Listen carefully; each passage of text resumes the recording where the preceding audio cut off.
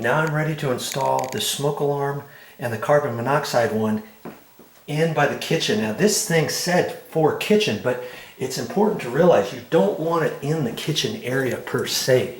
Like in this room, see, here's the dinette area and here's the kitchen.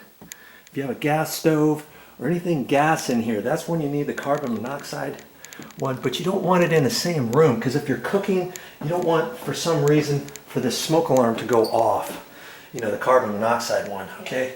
So I'm going to put it right here in this hallway, and this time, I don't know, I might bring it out 20 inches away from the door, or 24 inches or something. Well, we'll see. There's a fire sprinkler right there too, so I'm going to have it in front of that.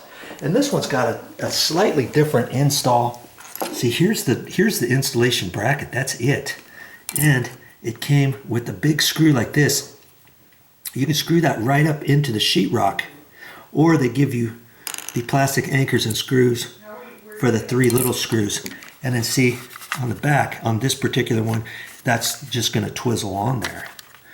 And this one happened to have date of install and replace by. Okay, so I filled that in.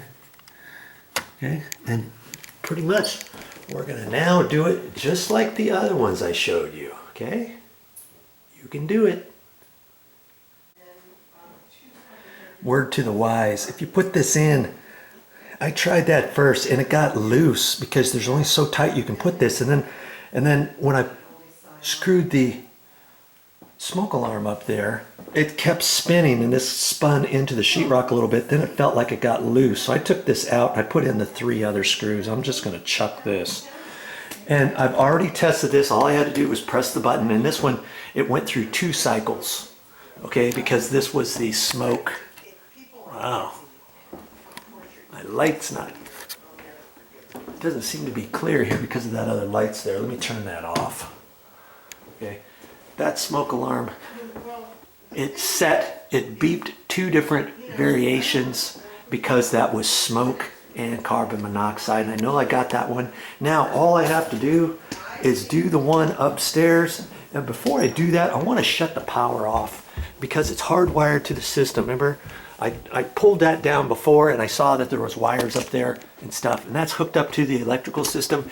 The last thing you want to do is, I mean, you could take that off and wire it hot. I don't generally like to do that. I like to find the actual breaker. And if you look real close, hopefully, yeah, you should see the green light.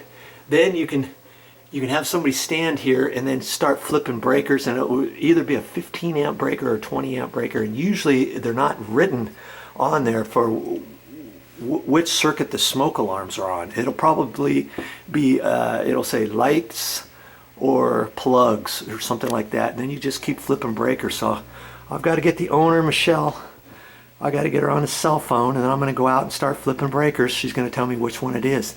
Once I turn it off, then I can safely remove that and install the new one.